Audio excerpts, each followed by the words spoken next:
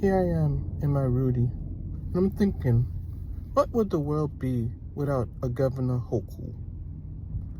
I wouldn't have to pay for congested pricing. That makes a huge difference. Because you see, it's $9 a day, $45 a week, $90 every time we get paid. And I'm paying this, and the sad thing is that I'm not paying for the man or woman who are repairing the bridges. I'm not paying for the people who are repairing the roads. I'm paying for a service to which I wish not to use. I don't want to use MTA. And if I don't want to use it, I shouldn't have to. And I keep hearing them saying, well, they're doing it in England. Well, if you ever looked at the map of England, you would have already realized that in England, they have like two highways that completely circles London, and it doesn't have no need to actually pass through London. It doesn't work that way in New York City. If you look at the map of New York, all the way from the Hamptons, all the way down to the Kings County, which is Brooklyn, it is surrounded by water. If you do decide to get across, you could use some of those boats that will cost you about $45 to get from Port Jefferson over to Connecticut and back. Or you could travel through Staten Island if you need to get to New Jersey, to the mainland of the United States, and that will cost you almost $17 plus another $3-something to cross the other bridge on the other side of $6. So that's about $23. Or back in the days before Hochul came up with this stupid idea, it was free. You know, Manhattan, after 6 o'clock when everybody goes home from work, Manhattan is free again. You just drive over there, you take your family, you go and you eat 42nd Street, all those restaurants and the stores, and stay there till 10 and 11 if you want to. Go ice skating at Bryant Park. You have so much things as local New Yorkers could go out and do, because no place could really depend on tourism, because tourism is seasonal. It comes and it goes. You don't make money from tourism. It looks great first, a large amount of money, but it only goes to one set of people, and for the rest of us, it doesn't help us any. But the sad thing is, the thing that really makes money in New York is us, New Yorkers. There's 2.5 million people in about 2.5 in Brooklyn, 2.4 in Queens. And then we used to be called the tri-state area, because all 3 states used to come and settle down into Manhattan and Queens and whatever, so that way they could enjoy themselves in the evening.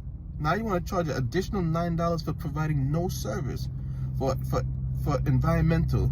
What environmental?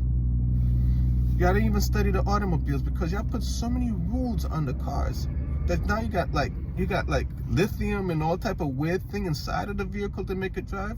And now that we have congested pricing, I've actually found more traffic on the FDR than I have prior to the congested pricing. When congested pricing first came out, only thing I seen on the roads was BMWs, Mercedes, and whatever. I didn't see the common man who normally travels to work. And as for traveling to work, there's a lot of people in low-end jobs, and the reason why they drive to work, because they're not allowed to smoke. They're not allowed to do nothing. So the only place they had to take a break, because you can't smoke in front of the building, you can't really congregate in front of most of these buildings. So what they used to do, 5 guys used to walk to their cars, 5 ladies walk to their cars, and they'd sit down for that hour and a half, and they just talk to each other. They have a little moment, drink their coffee, smoke their pipes, smoke their cigarettes, enjoy each other's company. A lot of time, and the weird thing is that the people who ran out there and started protests are people who had a lot of money. They could afford to spend $3,000, $4,000, $5,000, $6,000 a month in rent in Manhattan. And those people don't even take out their own garbage. The people who took out their garbage are the ones who's driving to work from Queens, Brooklyn, Staten Island, New Jersey, even from Connecticut. Hochul, you don't know what you're doing. And I've been up to Albany.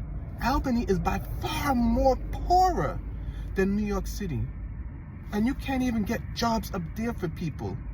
And you're worried about trying to take $9 from those in New York City who are actually working. Because you cannot drive in New York if you're not working. You're all, Democrats. You all are supposed to be watching out for the interests of us. And you all have failed. Now we have Donald Trump trying to be our hero. Meanwhile, everything he does, you all keep on complaining and crying down. It doesn't matter what you all are talking about. It matters the amount of money that you take away from us every single day from our lives. Shameful. Shameful. Hochul, there's no way on earth I will ever put you back into office again. The mere fact that you came in as a vice governor to Mr. Cuomo, and as soon as he had a little trouble, even before the trial and the proof could be put out, you was ready to jump on the bandwagon and went against him, the man who helped you get into your position. That already shows me that you have a lack of character. And then you started off with the congested pricing where you want to charge us $23 and then $15, and then let's bring it down to $9. Hochul, I'm a salesperson. That's an old salesperson gimmick. Oh, let me show you the most expensive item. And then I'll make you feel at the last minute, and then you say, no, I can't afford that. All right, so I'll show you the mid expensive item. Oh, no. Oh, and then you started catching attitude and said, all right, fine. I'll just give you the one that's for $9. No. You don't salesman on us. That's not how you operate people who are working. That is just wrong. This is shameful. Democrats, you all are very, very shameful. I'm not proud to be a Democrat no more. You all make me ashamed to be a New York Democrat.